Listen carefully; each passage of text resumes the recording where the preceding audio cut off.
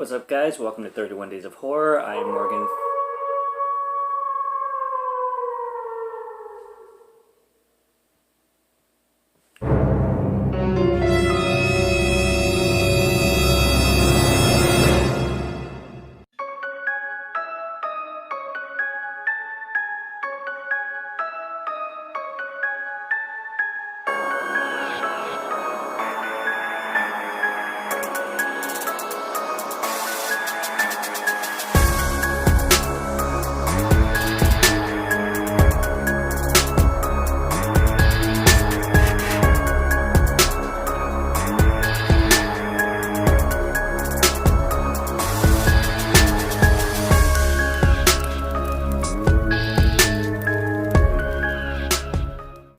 What's up, guys? Welcome to 31 Days of Horror. I am Morgan Film Fan. Let's jump into some scares. This is day 16, and we are at Werewolf at a Girl's Dormitory. This is 1961, so we are jumping into some older territory with these next couple reviews.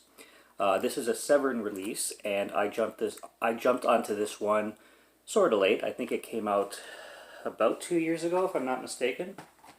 And it's black and white, and I really like this film. I watched it twice just to get a really good grasp on it, and I really had a good time. So, basic plot is you have this guy named Joseph Orcott, and he's starting at this all-girls school. It's kind of like a recreational school where they take troubled girls who have like criminal pasts or bad pasts of any kind, and they try to rehabilitate them. And this guy is starting there as a professor of science. And it's his first day, yada yada. You're introduced to a bunch of characters. There's this woman named Mary, this young woman there, and you learn that she has a little bit of a blackmail thing going on with this guy named Alfred. Alfred, yes. And they meet in the forest around like the local school, and there's these letters that Alfred was sending her that he really wants back, and basically they had an agreement where she really wants to leave the school, and for sexual favors he'll help her, but he's kind of backing off on that promise, so she's basically blackmailing him that she's going to reveal him as their relationship, and it'll be detrimental to his job or whatnot. And as the film progresses, actually, during this meeting, she ends up being attacked in the forest by this creature thing. And her body is found, and everybody is dismissing it as her being bitten by wolves because there are a lot of wolves in the area, like normal ones. And they just think she was mauled by wolves because it seems that way. But the thing is, it doesn't necessarily seem that way because of the marks and everything. It seems like a much bigger creature. So the people are slightly superstitious, so they start to raise a lot of questions, kind of thing. And this film also plays out later on as a murder mystery because there's also murders going on around this school with different characters. So after Mary's death, you're introduced to this character named Priscilla, who gets her hands on these letters. And these letters aren't signed, so it's a mystery on who they're from. You know they're from Alfred, but none of the other characters do. So Priscilla's investigating this, and as she's trying to ask questions around, Alfred is trying desperately with one of the carekeepers in the school to get these letters back before his job is in jeopardy. So the film basically is a murder mystery and a whodunit werewolf story at the same time. And there's really a lot going on in this film, so this is one I definitely want to do a full spoiler review on because it's so good. One of the biggest scenes is when Priscilla goes to confront Alfred's wife, Sheena Whiteman, because Sheena Whiteman is one hell of a character. Her only concern and biggest worry is Alfred cheating on her because she's caught him in the act before. She actually catches him in the beginning of the film. And she totally dismisses Priscilla as this, even though Priscilla was just, first of all, meeting Alfred just to ask him questions, but accidentally ran into Sheena, who's a crazy character. Lo and behold, you get characters being killed off, and just wondering what is going on in this place. There's a scene where the werewolf is attacked by a normal wolf and bitten in the arm, and then people are wondering, but like people are looking for people who are have an arm injury, and then they find some, but you never know. Like they claim that the arm injury is from something else, and yada yada yada. So there's a lot of espionage going on in this film right throughout to the very end.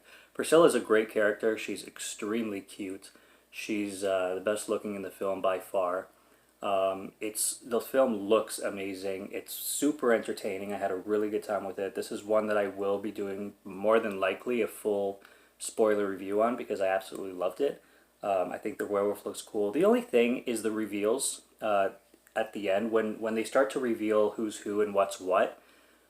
I found that it seems to be really random characters and characters that you didn't really invest much into the film. So when they're revealed, it's like, oh, it was them. Okay, cool, I guess.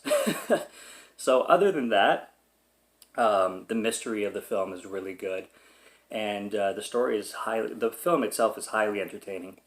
So I had a really good time with Werewolf in the Girls' Dormitory. It actually comes too with a comic book, this Severin release, which is nice. I don't know if it's actually based on the film itself, like if it's a recreation of it, or if it's a different story, but I think that's a neat little touch. And then get a bit of special features, and it looks great on Blu-ray. And yeah, I really loved it. Severin did a good job with this. Probably one of the best black and white horror movies that I've ever seen. So I can definitely recommend that one 100%. But that's about all I can say without getting into like massive spoilers. I'll just check my notes quick to see if I missed anything else. There's a lot of giallo moments. This is an Italian production. It actually says, I'm wondering if it's in Italian-German, because it said Twisted Italian Horror meets Lurid German Creamy in the 1961 Euroshocker. So it might be an Italian-German production, but it's definitely an Italian one. And this murderer, that you don't know who it is, he has the black gloves, or even if it's a he, it could be a she. It's very jolly in the way they present it. I really like that. The characters are really cool. Sheena Whiteman is kind of she's pretty villainous, and she's very entertaining. She owns the screen whenever she's on. It's a lot of fun. It's an atmospheric film, and I like atmospheric films, especially when they're black and white. So this one was great. I definitely recommend Werewolf in a Girls' Dormitory. Pick it up or stream it somewhere, because I'm sure you can find it streaming too. I think I've seen it streaming before.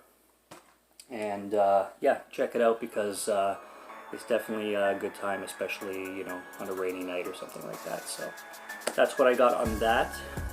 Subscribe to Morgan Film Fan if you'd like to listen to my voice, or if you like my film reviews. I'll be back with more real soon. Until then, take care and cheers.